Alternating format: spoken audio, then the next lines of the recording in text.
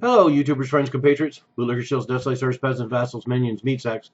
I'm a useful idiot, and let's go to Yemen.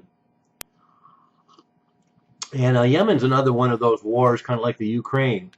It just keeps going on, but it's not news anymore. And so the reason I'm doing this story is because it isn't news anymore, and that's very telling. Because what we find is that this horrible conflict, if you want to call it a conflict, it's more like a slaughter going on in Yemen. Has no political use. So therefore, we don't see it in the media. We don't see any people in the government talk about it. We don't see any headlines. And yet this war has gone on for a year now. So we also have to ask, what is Saudi Arabia and the so-called UAE coalition, what is their goal in Yemen? Because this war just keeps going on, and this bombing keeps going on. And there's talk about a ceasefire, and it'll be like the ceasefires that we see in other places. It just will be the war morphing into a different kind of war, not really a ceasefire at all. But let's look at the details about what's happened this last year.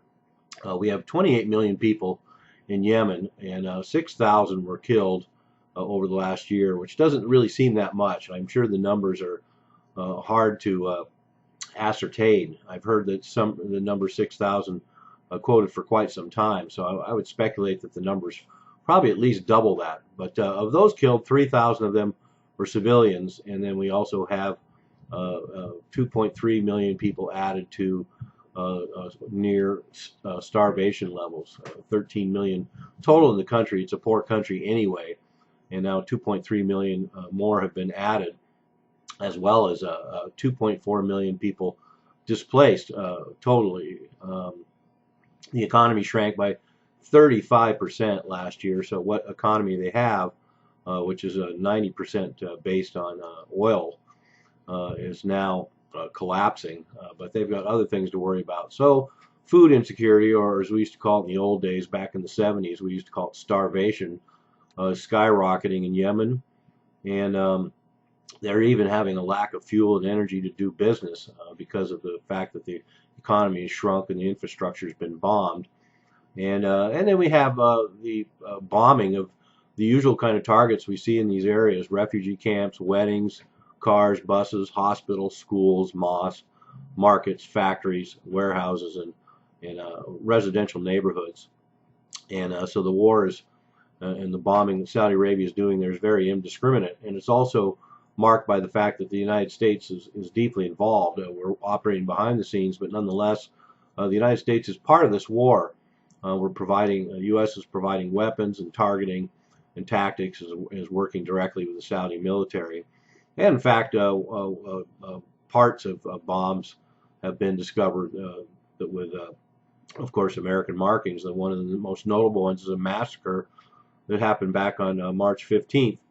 And of course, the world headlines are splashed with the bombings in Paris and in places in Europe, and yet we have someplace in Yemen where a market was bombed, 120 people killed, and including 25 children, 47 wounded.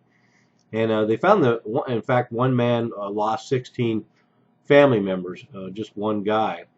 And the ordnance used in that attack was a 2,000-pound JDAM, which, if I'm not mistaken, is the same thing that hit the Pentagon on 9/11.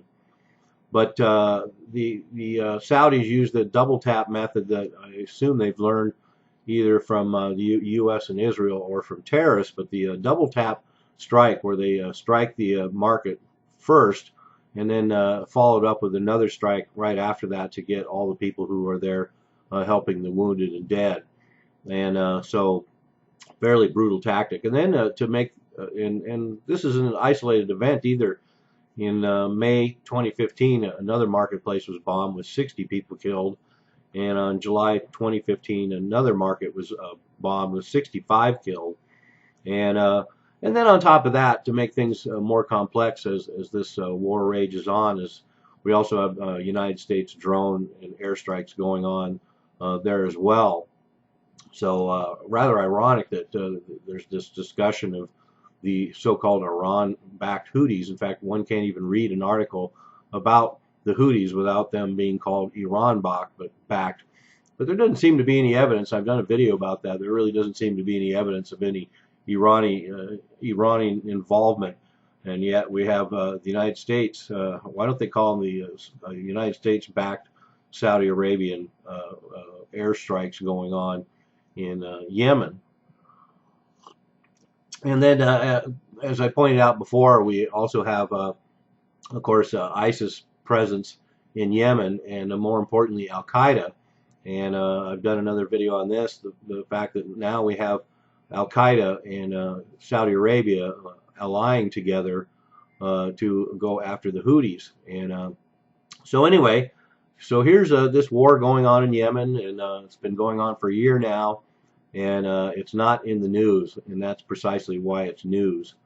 And also, I'm going to take a closer look at the underlying motives that are probably in play in Yemen, as one would have suspected, oil at the center of it. I'm a useful idiot, don't you be one too?